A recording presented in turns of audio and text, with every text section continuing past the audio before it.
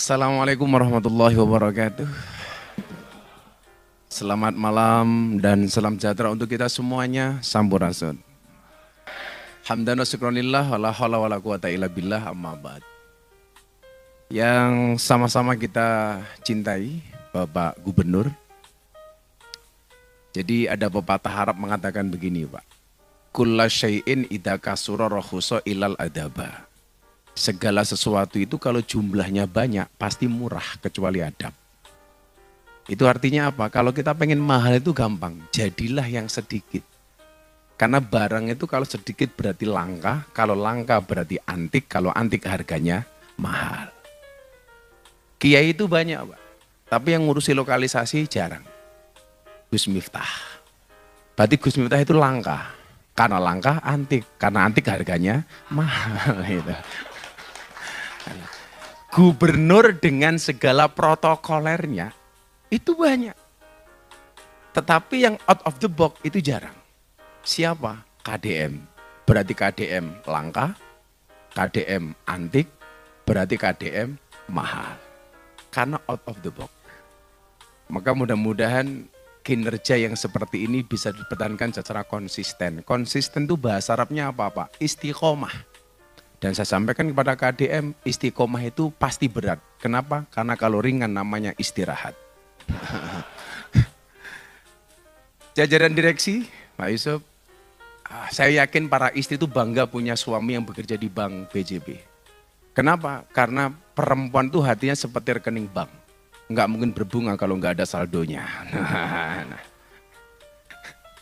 Jajaran komisaris, Pak Rudi, Bosmen, sahabat saya, Bang Helmi, sahabat saya. Oh, naikin dikit.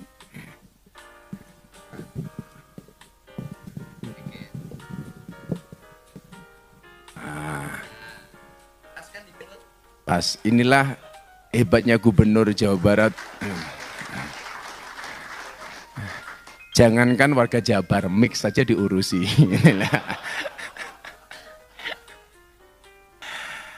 Dan Bapak Ibu, baik yang langsung maupun melalui virtual yang saya banggakan. Saya bersahabat dengan KDN ini bersahabat yang tanpa pamrih.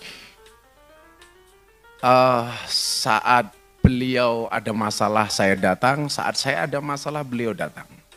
Maka pernah saya sampaikan di hadapan Bapak Presiden, jangan bangga punya teman segudang. Di saat kamu punya masalah, gudangnya menjadi kosong. Tapi banggalah dengan satu orang sahabat. Di saat Anda punya masalah, dia punya 1000 cara untuk menolong.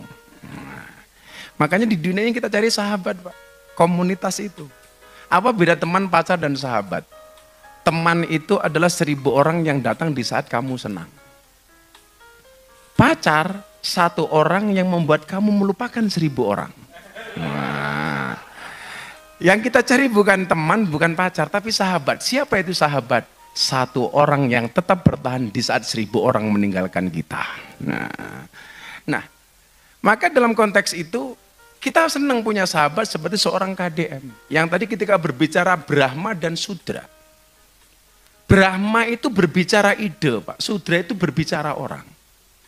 Maka duduklah saat ide itu dibicarakan, pergilah saat orang mulai dibicarakan.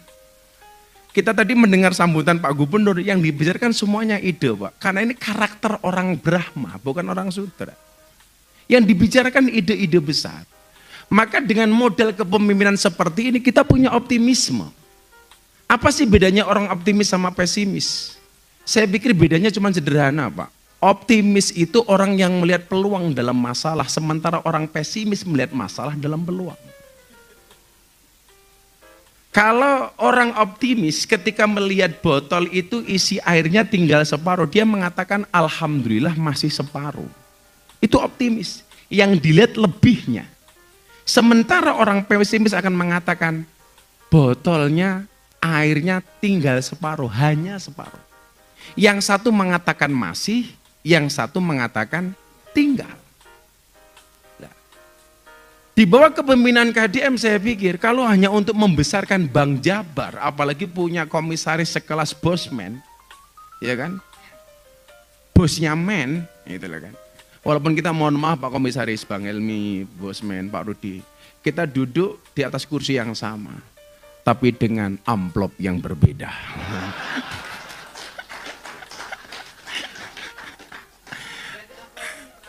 Gak di amplopin, ditransfer sekarang gitu. Nah, pola out of the box inilah yang kemudian dibutuhkan oleh orang Indonesia. Karena Nabi itu ketika menerima wahyu, Pak, cepat, nggak banyak pikir, Pak. Kerjanya cepat. Saya kasih contoh. Nabi Musa itu ketika mendapat perintah untuk melawan Fir'aun, nggak pakai mikir, Pak. Kalau pakai mikir, kan nggak berani.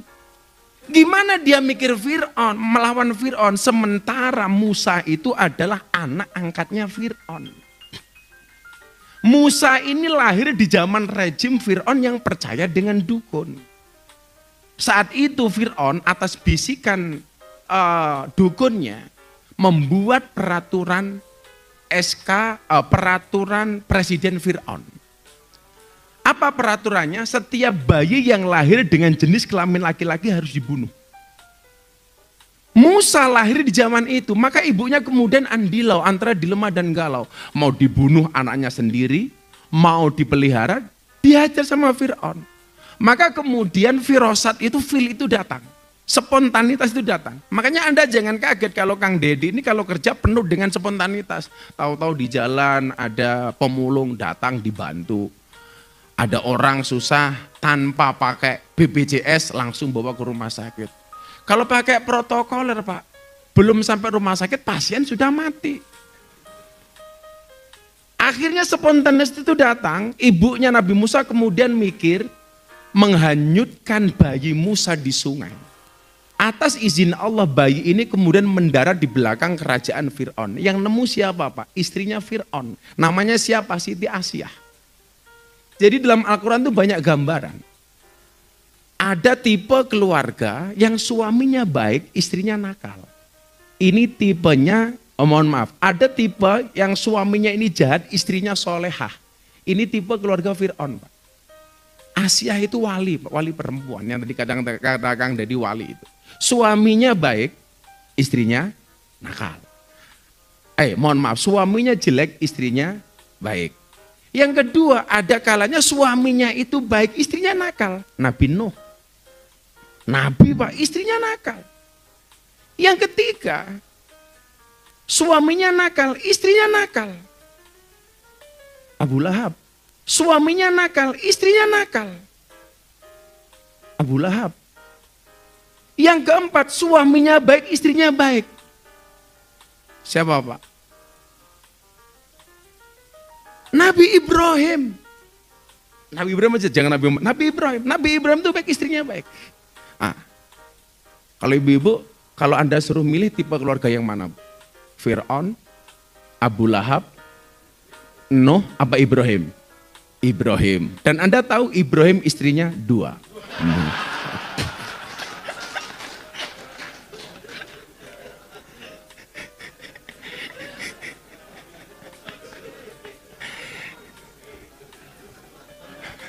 Ibu-ibu langsung bilang, nggak jadi Ibrahim Pak. Fir'aun juga nggak apa-apa.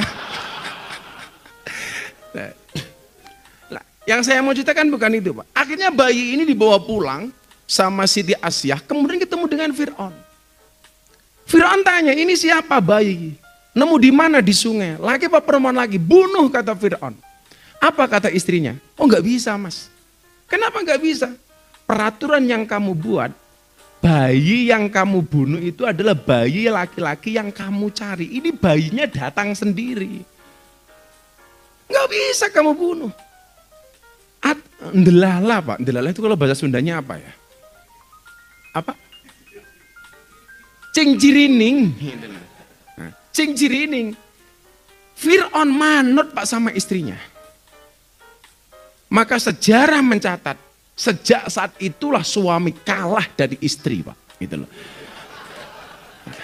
Fir'aun aja kalah bosmen gitu loh, sama istrinya itu. Maka saya benci dengan Fir'aun bukan karena Fir'aun mengaku Tuhan Pak. Tapi gara-gara itu suami terjajah oleh istri Pak. Gitu loh.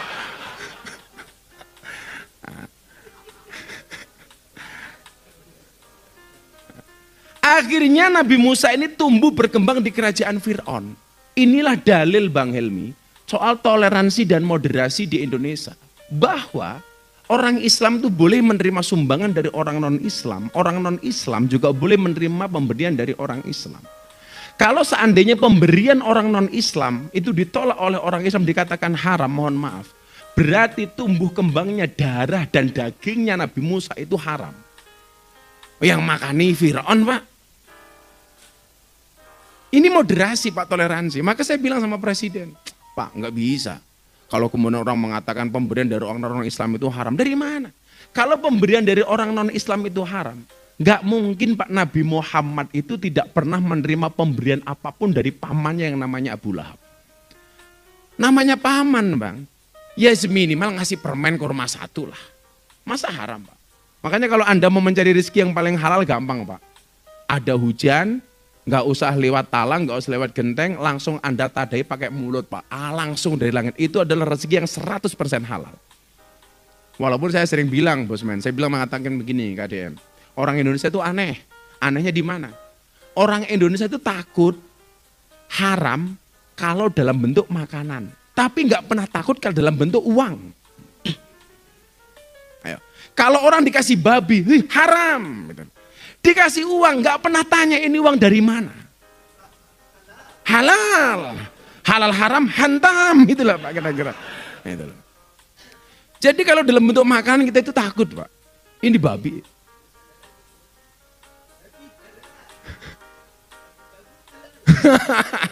Babi haram, babu halal. Itulah. Ini masalah kita gitu.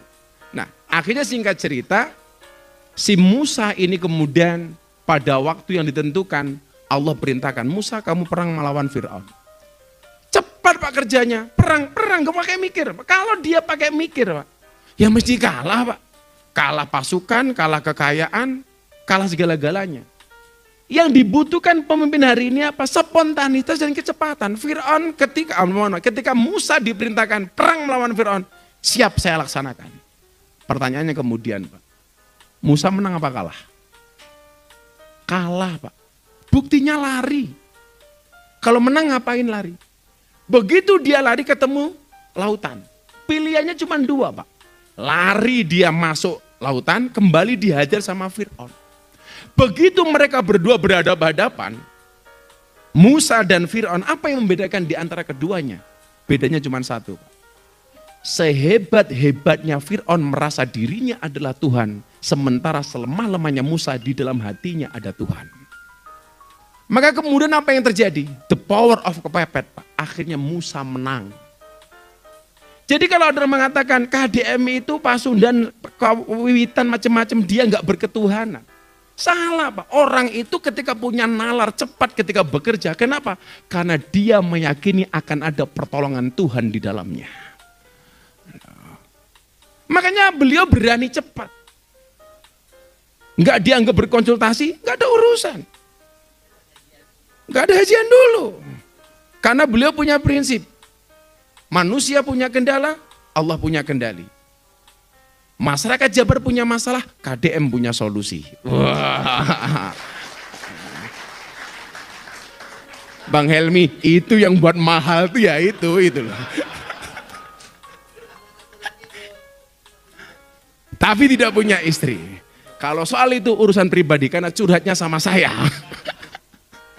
Nah, cepat, Pak. Nabi Ibrahim ketika diperintah oleh Allah ini mau korban, Pak. Potong leher anakmu Ismail. Nggak pakai mikir, Pak. Nggak pakai mikir. Tetapi kecepatan Nabi Ibrahim melaksanakan perintah Tuhan, Allah berikan kejutan kepada Nabi Ibrahim dengan leher Ismail yang diganti dengan seekor domba. Nabi Ibrahim ketika harus berperang melawan Namrud, nggak pakai mikir, Pak. Tapi begitu dia dibakar oleh Namrud, Allah katakan dalam Al-Quran, Kulna yana rukuni bardan wassalaman ala Ibrahim. Api yang harusnya rasanya panas menjadi dingin. Nabi Muhammad ketika diperintah hijrah, kalau pakai logika mikir, Pak, keluarganya semuanya di Mekah. Kenapa dia harus berpindah ke Madinah? Tapi yang dilakukan Nabi Muhammad kecepatan melaksanakan perintah Tuhan. Dia berangkat ke Madinah. Dan Nabi Muhammad dikejutkan dengan kota Madinah menjadi kota ternyaman di dunia. Artinya apa? Yang dilakukan oleh KDM dengan segala kecepatannya, akurasi dan lain sebagainya. Jangan katakan ini orang yang percaya dengan Tuhan, nikah dengan segoro kidul dan sebagainya. Karena dia meyakini hasbunallah wa ni'mal wakil, ni'mal maula wa ni'man nasir. Pertolongan Tuhan itu nyata bagi hambanya yang bekerja dengan ikhlas. Makanya ketika dia dimusuhi, kan lucu Pak. Ide-ide dari Jawa Barat yang musuhi tokoh-tokoh nasional. Saya bilang sama Kang Deddy, a man without enemies is a man without qualities. Kalau manusia nggak punya musuh berarti dia tidak punya kualitas. Maka lakukanlah kerja Kang Deddy dengan cara yang ikhlas tadi beliau bilang. Ikhlas itu apa? Ikhlas itu seperti keset, diinjak-injak tetap welcome. Nah, terima kasih. Assalamualaikum warahmatullahi wabarakatuh.